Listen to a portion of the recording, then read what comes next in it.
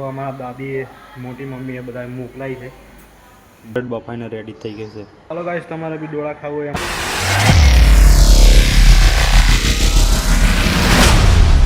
તો hello everyone, welcome back to my new vlog. તો guys બધાને જય મહાકાળીમાં. તો જય માતાજી. તો સવારના વાગ્યા છે 8:30 અને તમારા ભાઈ ચાલુ કરી દીધો છે વ્લોગ ફરી એક નવા અંદાજમાં. અને નાઈ ધોઈને રેડી થઈ ગયો છું. તો જોઈ શકો છો તમે, કેમ કે તમે આંધળા નહીં. ને અમારું ટિફિન બી બની ગયું છે.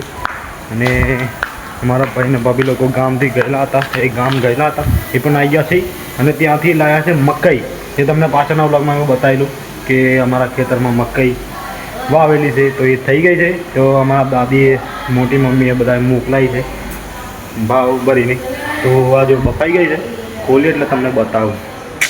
આજે સવારમાં મકાઈ ખાઈને બ્રેકફાસ્ટ કરીએ. અને ટ્રેન આપણી સુરતથી નીકળી ગઈ છે. તો આ તમારા ભાઈનો બેગ બી રેડી થઈ ગયું છે. તો ચાલો મકાઈ તમને બતાવું. સ્વીટ કોર્ન મારા ગામડેથી આવી છે. હા જો કમ્પ્લીટ બફાઈને રેડી થઈ ગઈ છે. કાઢો इसको કાઢો. જો કાઢીને બતાવું તમને. ચાલો ગાઈસ, તમારે બી ડોળા ખાવું હોય અમારા ઘરના તો આવી જાઓ. આ અમારા ઘરની મકાઈ છે. તો ચલો ખાઈ લઈને પછી નીકળીએ આપણે. નીકળવાનો ટાઈમ થઈ ગયો છે આપણો. ફાઇનલી અમારી ટ્રેન આવે છે જોવા. એટલે આપણે હવે પડીએ વડોદરા જઈને. ફાઇનલી બસમાં બેસી ગયો તમારો ભાઈ. આજે આખી બસ ખાલી થઈ. અને અમારી ટ્રેન આજે કમ્પ્લીટ ટાઈમ પર આવી ગઈ. એટલે આજે અમે બસ બંધ પડી ગઈ છે ખાલી આખી. તો ચલો હવે ડાયરેક્ટ કોલેજ જઈએ આપણે. જો ગાઈસ થોડી વારમાં આખી બસ ભરાઈ ગઈ. તો ગાઈસ ફાઇનલી ગેટના બહાર આવી ગયો છું. ચાલો હવે અંદર જઈએ. અંદર જઈને જોઈએ કેટલા જણા આવ્યા છે, પછી મળીએ આપણે.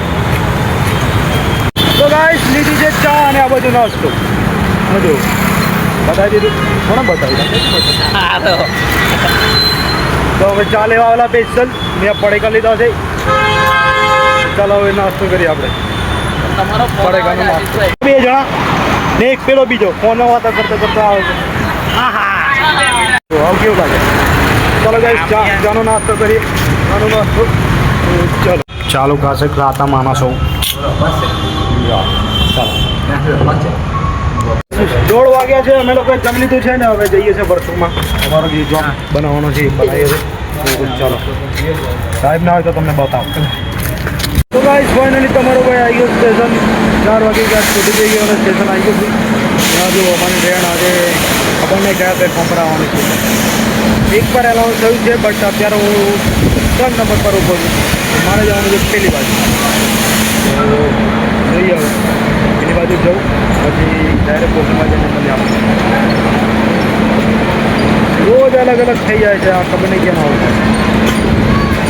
ચાલો પેલી બાજુ જોઈએ. અહીંયા અમારું વડોદરાનું રેલવે સ્ટેશન. આ જો બધી પબ્લિક ટ્રેનની વેઇટ કરે છે. અહીંયા આ બાજુ ટ્રેન ઊભી છે, આ બાજુ અહીંયા અમારી ટ્રેન રોજ આવે છે. આ પ્લેટફોર્મ નંબર 3 છે, જોઈ શકો છો તમે. આજે 1 નંબર પર આવવાની છે, એટલે કે આ ટ્રેન ઊભી છે એ જગ્યા પર. ગાઈસ ફાઇનલી ઘરે બી આવી ગયો છું, જમી લીધું છે ને હવે આપણે આ બ્લોગને એન્ડ કરીએ છીએ. ઘણું બધું કામ છે એડિટિંગનું. તો ચાલો મળીએ નેક્સ્ટ બ્લોગમાં. તો bye bye, take care, enjoy, bye bye.